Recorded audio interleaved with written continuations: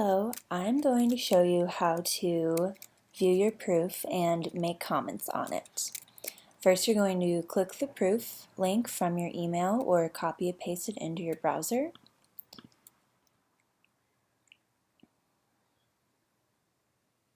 And it will open up here. You're going to click View Design and Comment. And this is what your proof should look like. So, you have the ability to make any comments on here about spelling, if you want to replace a sentence or a word, a new image, if the program name is incorrect, if there's something that needs to be changed over here, etc., etc. So say you want to add another sentence to this last paragraph. You're going to go up here and click the comment box, and you're going to click where you want to make that comment.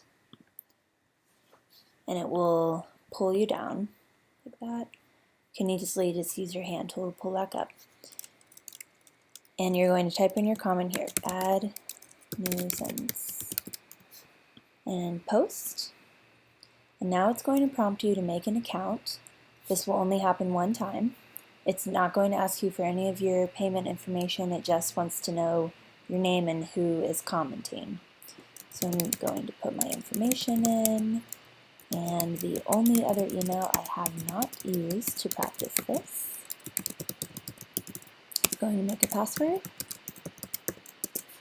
and click leave comment.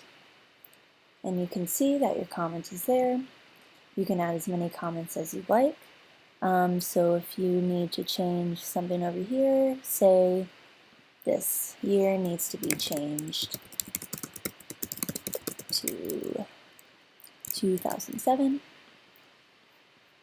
or incorrect spelling, please be as specific as possible, so therefore I don't have to go back and ask you more questions.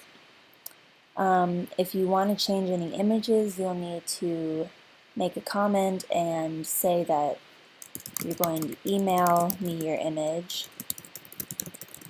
because unfortunately you cannot attach it to you.